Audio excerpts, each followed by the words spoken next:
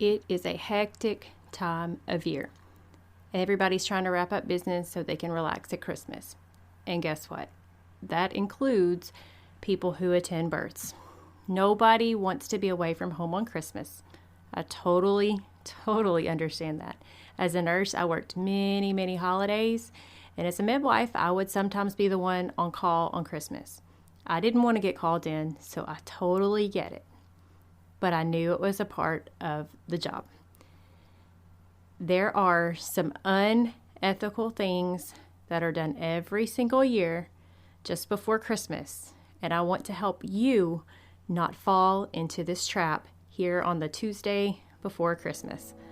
Let's dive in. Are you a Christian woman yearning for a beautiful, joyful pregnancy and birth with a focus on God, not medical tests? Are you worried the birth you want isn't possible and you're tired of being treated like an accident waiting to happen? Hey Mama, I'm Lori, host of Your Birth God's Way. I'm a certified nurse midwife now, but I wasn't always. After working for nearly 20 years in the broken maternity system, I too was in your shoes wondering how I could have the birth I wanted and that I felt God meant for me to have. I found a secret that has actually been known since the beginning of time. God's way is the best way. Spoiler alert, God made us and our babies, and He knows us best. He designed us perfectly for pregnancy, birth, and nourishing our babies after birth, if we work with His design and not against it. In this podcast, you'll learn how to be healthy and have joy during this time of life that will be over before you know it. So if you're ready to reclaim your birth and your babies for His glory, go turn on a few episodes of Bluey for that little one on your hip so you can put the focus back on you for a few minutes with me. I know you're busy. I know it's a busy week, so I'm going to dive right into our review for this week. You know the spiel. If you haven't left me a review, what are you waiting for? It's Christmas time. Give me a free Christmas present. Go over there to Apple Podcasts or whatever you listen on and leave me a 5-star written review, and you might be the one getting read next time. This week, my review from back on December 5th says, "This podcast has been so educating and reassuring for my second pregnancy. I am so impressed with how the information is presented and the topics are covered. Thank you for taking the time to educate us mamas who want to birth and mother in faith. God bless you. Also, thank you for not using PC or gender neutral language." I can't tell you how much I love seeing that, because that's one of the things that I do not do, because I feel that it is very disempowering to women to have the one thing taken away from us that we are made to do, and pretending like anybody can do it. No, we are women. We're the ones that God designed to have babies, and I'm okay with that. Hope you are too. So let's dive right on into our content for this week, because this is an important topic that I guarantee you there are people listening to me right now who are dealing with this. As I record this, it is Sunday the 17th. I know right now labor floors across the country are starting to fill up. They're starting to fill up tonight, and then they will get fuller and fuller over the coming week. Why? Inductions is why. Because see, just like you, nobody wants to be away from family on the holidays.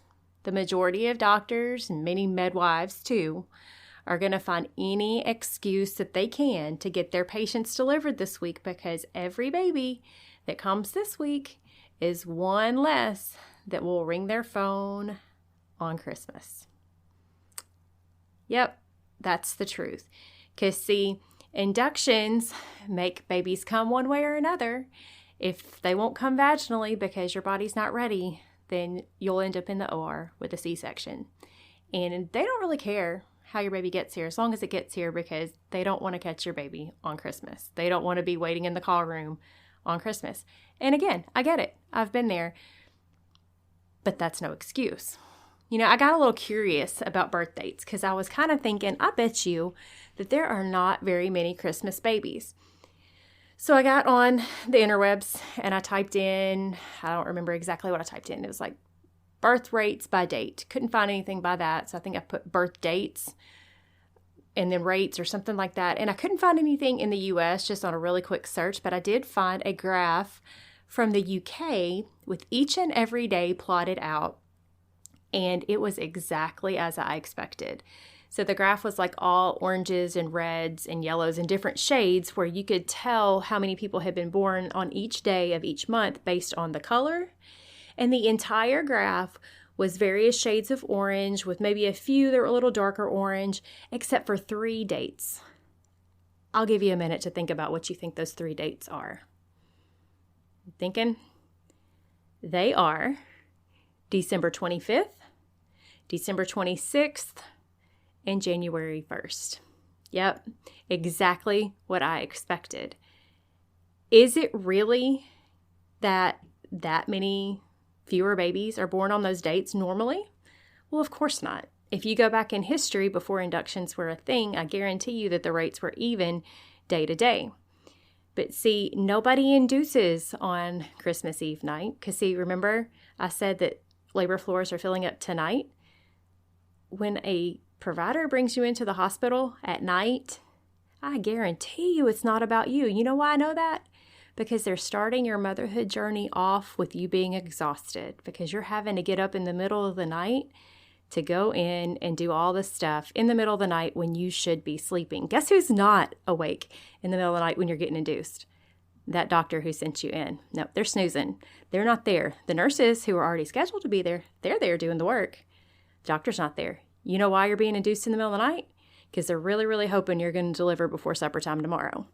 So on December 25th, we're not inducing the day before that, right? We're not inducing Christmas Eve night. We know that we're not going to induce you on Christmas Eve night because we don't want your baby to come on Christmas Day. We're not inducing you on Christmas Day because we don't want to deal with it on Christmas or the day after Christmas either. We're also not going to induce you on New Year's Eve, so you're not going to have your baby on New Year's Day. The lowest rates, the only 3 dates on the entire chart that was a pale yellow color. Remember I said most of the chart was various shades of orange, maybe a few reds? The only dates that were pale yellow, December 25th, 26th, and January 1st. You connect the dots. This does not happen naturally. This is a function of the world that we live in. So let me warn you right now, and please believe me, you are not an exception. Please believe me, if you are seeing a traditional practice, or even maybe a practice that claims to be natural or natural-minded, if it's a hospital-based practice and you have a prenatal appointment this week, be ready. There is very likely going to be some reason to just come up that they're going to tell you that you need to be induced, especially if you're more than 36 weeks. It's coming. Especially if you've had a baby before and you're more than 39 weeks. Did I say 36 weeks before? I meant 39 weeks. Especially if you're more than 39 weeks or if you've had a baby before. It's coming because they know that there is a decent chance that you're going to have your baby on Christmas. I'm going to try to make this episode quick because it is a busy week and I get that. But I need you to hang in there with me because this is so important. And even if you're not due right now, you might end up being due around some other holiday because bottom line, doctors don't want to be in the hospital on holidays. They want to be out having fun. So even if you're not due on Christmas, hang in there because this might be relevant to you at a different time. And just so you know, guess what? Some of you may already know this. My baby, my second baby, was due on Christmas Day. My guest date was December 25th of, I'm trying to do the math real quick in my head. She was born in 16, so 2015. I totally get the inconvenience and the wondering and everybody looking at you like, are you about to mess up Christmas? I get all of that, as do my midwives who cared for me that year. But guess what? I ended up giving birth on January 2nd. I missed all the holidays. Everything was over and everybody was back to normal by the time I had my baby when I just left it be. But if I had my baby on Christmas, that would have been okay too. See, here's the thing. Your baby inside your tummy right now doesn't have a calendar to look at. They don't care what day it is. They don't care about your plans. The baby doesn't care about your doctor's plans. Baby doesn't care about your needs. Baby doesn't care about your doctor's needs to not be bothered on the holidays. This does not magically, the holidays do not magically make your baby's lungs ready to breathe air. It being Christmas doesn't make your baby's suck reflex be ready to kick in and nurse if you just decide to induce and make this baby come before it's ready. It doesn't make your baby magically be in the right position to find its right way out. None of those things magically happen just because Christmas is next Monday.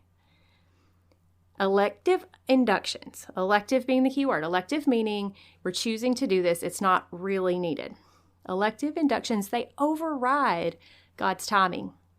And nearly every induction, hear me when I say this, nearly every induction is elective at its core. They ignore that if a baby hasn't come yet, there's a reason. They ignore that labor is harder for a mom when it starts artificially. When you're trying to make it happen, it's harder. You have to make things happen harder because they're not ready to happen. You're trying to force it. They ignore that the baby might not be as far along as you think, since dating is far from perfect. We know that due dates, quote due dates, I like to call them guest dates, can be as much as 2 weeks off. So what if you induce and you think you're 37 weeks, but you're really 35? Then what? Is it worth a NICU admission for a sick baby because you allowed them to induce a baby that wasn't ready? Is it worth an unnecessary C-section? Is it worth recovering from a major abdominal surgery on Christmas because you allowed them to induce a baby that just wasn't ready, wasn't in the right position yet, wasn't ready to find its way out? How do you know if your baby is ready? Well, I'll tell you. Are you in labor? No? Then your baby's not ready. But you know who does have a calendar? Your doctor or your midwife. And yes, I'm saying midwife. They want to be home. And again, I get it. I was the midwife. I was the nurse that really just wanted to be at the house. I get it. But I, like they, chose an unpredictable line of work. See, they know that the more people they can get off their list this week, the less likely they're going to have to work on Christmas. But it is unethical to try to get a baby to come for your convenience, for the doctor's convenience. See, if something goes wrong in that induction, they will never credit it to the fact that they were trying to evict a baby that wasn't ready to be outside. No, they'll rather credit how thankful they were to save you. And then they'll go on about their business. Meanwhile, you may be spending Christmas in the hospital visiting a sick baby, or you may be recovering from an unnecessarily hard delivery, or a major abdominal surgery, all while they sit back and eat and nap and open presents and don't think twice about you. And I don't mean to make them seem heartless. It's not that they're heartless. It's just that they are concerned with their own family like you are concerned with your own family. And they're just trying to get things done so they don't have to be at the hospital. I get the reasoning, but it doesn't justify the choices. You see, your induction is going to be sold to you as being about you. Maybe it's, let's just go ahead and get this baby here so you can see your baby for Christmas, or they're ready, let's just go ahead and get them here, or it'll make it easier on you to not have to worry about it on Christmas, or any number of things. They'll make it about you, but it's not. It is about them. It is 100% about them. Unless there is a real documented, real medical reason, it is about them. If your induction is scheduled for this week, if you've already got it on the books, it's scheduled right now, hear me when I tell you, 99% of you, it's not a medical reason. Unless there is something in your history that has caused this induction to be scheduled for a specific time, for some specific reason, it's not about you. It's elective. And I would even argue that maybe even that 1% of people who might have something going on that might need their induction to be at a certain time, the fact that they chose for it to just happen to fall on this week before Christmas is a little sketchy to me. Because why not last week? Why not next week? It's because of what they're trying to make happen, and that is that they don't want to have to deal with it on Christmas. How do I know that? How do I know that your induction is elective? I know that because if it was truly an urgent reason, if it was truly a medical reason, it would not be scheduled. It would have been done immediately. If it was truly something that was endangering your baby, it would have been scheduled at the time that that was discovered. So what do? You simply say no thank you. It's just that easy. I know it's not easy to say that, but you can say it and they'll get over it. See, you don't have to defend your reasons. Remember, they chose this job. It comes with their job. It's part of the line of work. You can't make an unpredictable thing be predictable without consequences. And you don't need to be the one who might have to potentially pay those consequences. They don't have to like it. No is a complete sentence. And you can let them know that you believe that it is better for labor to come when it comes on its own, when it's time. And this whole discussion we're having right here, it's really just for folks having hospital births anyway. Because home birth attendants, birth center midwives, they don't do this because they can't. Neither would they if they could. See, at the hospital, the nurses are going to be there anyway. Honestly, they don't really care if you wait for labor. A lot of them are dreading this week because they know how many inductions they're going to have. How do I know that? Because I was them. It was a crazy busy week the week before Christmas. This is really all just about the provider. And this all goes back to choosing your provider wisely, way back in the beginning.